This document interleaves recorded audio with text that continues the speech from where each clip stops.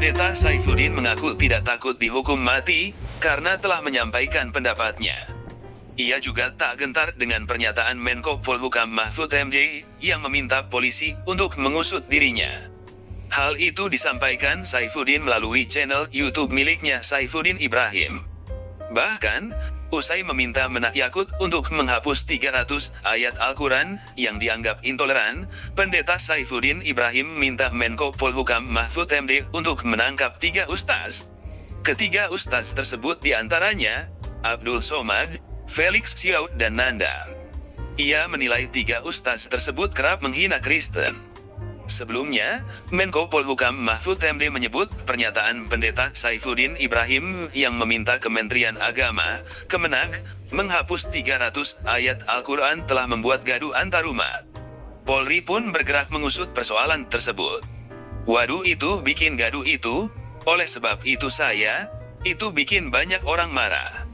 Oleh sebab itu, saya minta kepolisian segera menyelidiki itu, dan kalau bisa ditutup akunnya, karena kabarnya belum ditutup sampai sekarang, kata Mahfud, Rabu 16 Maret. Hal tersebut disampaikan Mahfud lewat YouTube Kemenko Polhukam dalam video yang berjudul Tanggapan Menko Polhukam terkait Pendeta Saifuddin Ibrahim, yang diunggah pada Rabu, 16 Maret 2022, sore. Mahfud menyebut apa yang disampaikan Saifuddin meresahkan. Jadi itu meresahkan dan provokasi untuk mengadu domba antarumat, jelasnya. Mahfud lantas menyinggung Undang-Undang UU Nomor 1 Tahun 1965 tentang pencegahan penyalahgunaan dan atau penodaan agama telah diperbarui menjadi UU Nomor 5 Tahun 1969. Dia mengatakan UU tersebut bisa dijadikan sebagai dasar untuk memproses Saifuddin lantaran dalam ajaran pokok Islam, ayat Al-Quran sebanyak 6.666, tidak boleh ada yang dikurangi.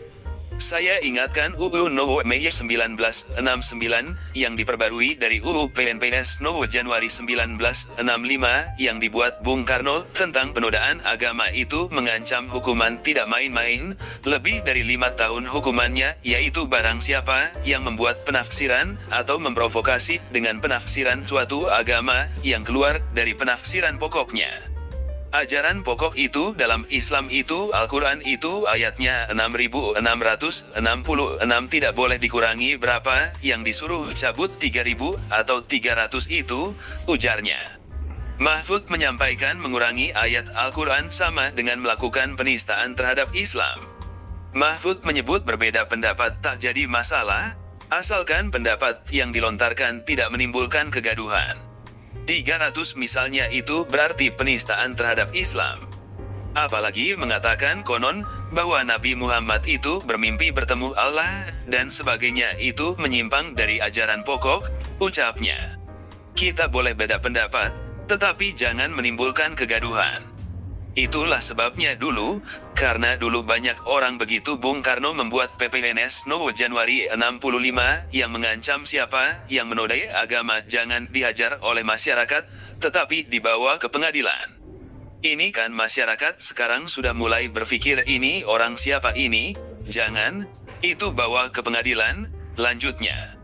Lebih lanjut, Mahfud mengatakan isi dalam UU Nomor Januari 1965 tentang pencegahan penyalahgunaan dan atau penodaan agama sudah benar hanya perlu pembaruan kalimat. Hingga saat ini UU tersebut, kata Mahfud, masih berlaku. Ketika saya jadi Hakim MK 2010, itu saya nyatakan ketika diuji di MK UU ini isinya benar, cuma kalimat-kalimatnya supaya diperbaharui oleh DPR. Sampai sekarang belum diperbaharui, artinya itu masih tetap berlaku. Mari kita jaga kerukunan umat beragama kita. Kita tidak akan melarang orang berbicara, tetapi jangan memprovokasi hal-hal yang sensitif, imbuhnya.